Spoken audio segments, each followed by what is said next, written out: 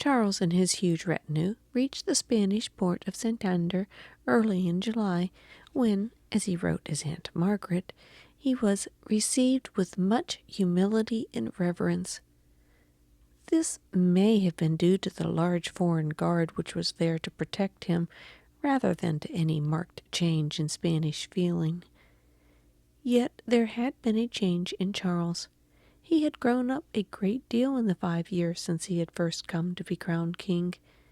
The Duke of Chevreuse, on whom he had depended for his every move, was no longer with him. He had died of the plague in Worms. Charles now made his own decisions. Although he had no such magnetic charm as his grandfather Maximilian, nor the driving energy of his grandfather Ferdinand, he was conscientious and methodical, and by his patience and perseverance in time won universal respect. It would take a full measure of perseverance and hard work to govern such a vast empire as he had inherited, and which steadily increased by conquest and exploration. One great addition was announced in a letter that reached Charles in 1522, shortly after his return to Spain. This was a letter from Hernando Cortés, describing in detail his conquest of Mexico. With it he sent 1/5 of all the fabulous stolen treasures of the Aztecs. News of the fate of Magellan also awaited Charles. The ship Victoria returned to Spain in the summer of 1522 with the first men ever to make a voyage round the world. Magellan was not with them. He had been killed in Cebu, one of the Philippine islands which he had discovered.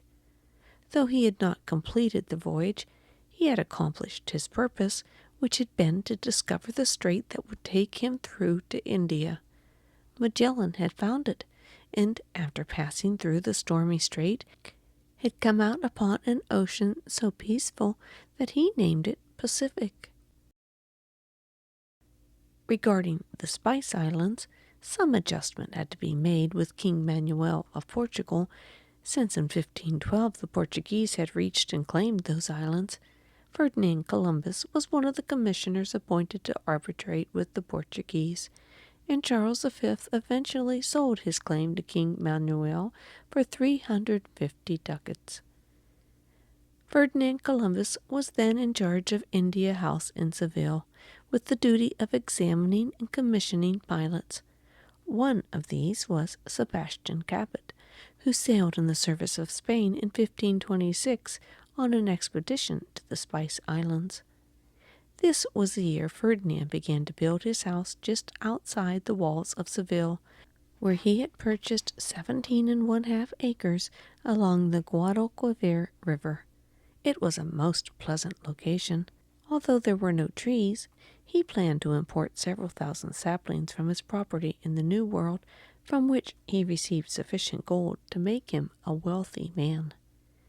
It was in this home that Ferdinand Columbus, in the last years before he died, wrote the story of his father.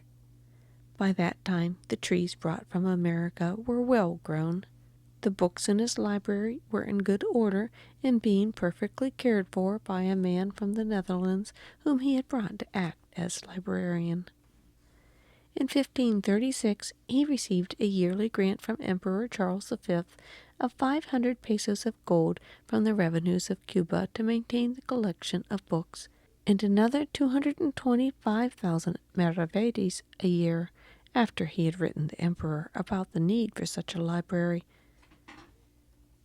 There should be a certain place in the kingdom, were his words, where all books of every branch of knowledge which treat of the Christian world and even outside of it should be collected, something which up to present time no prince has been known to have ordered to be done.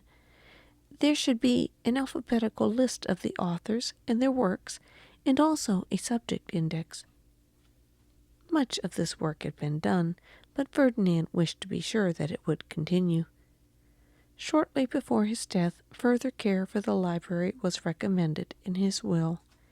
A grill work was to be built around the whole library, 6 feet from the wall where the books were to be kept in cases, so that no one could touch them. Outside the grill there was to be a bench for readers, inside the grill a stand or holder for the books, and a space large enough for the hands of the reader to reach through and turn the pages. This was necessary, he said, for we see that it is impossible to keep books from being taken, even if tied with 100 chains. Today the books are in the cathedral library at Seville, although no more than 5,000 remain. But among them are the priceless old volumes that played such a part in the discovery of America. There is the volume of Marco Polo, with the marginal notes made by Christopher Columbus during those long years of waiting in Cordova. The French geography is there, with the note about his hearing Bartholomew Diaz tell of the discovery of the Cape of Good Hope, and the old volume of Ptolemy. There is also the first book which Ferdinand purchased for his library, dated in 1510, the year he returned from Santo Domingo, and began the habit of adding, at the end of each book, when and where he bought it and what it had cost. There is the Against Barbarism, autographed in 1520 to Fernando Colon by Erasmus. Of special interest is the note to be seen in a volume of the Tragedies of Seneca, the great Roman philosopher who had been born in Cordova in the days of Caesar Augustus. In his Tragedy of Medea, Seneca wrote this prophecy. Typhus, whom he mentions in the verse, was the pilot of the Argonauts who went with Jason for the golden fleece, which he brought back with the help of Medea.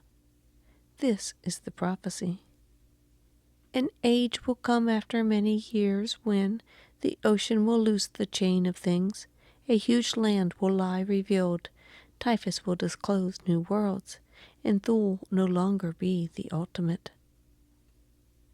Next to this, in the handwriting of Ferdinand Columbus, are the words, "This prophecy was fulfilled by my father the admiral in the year 1492.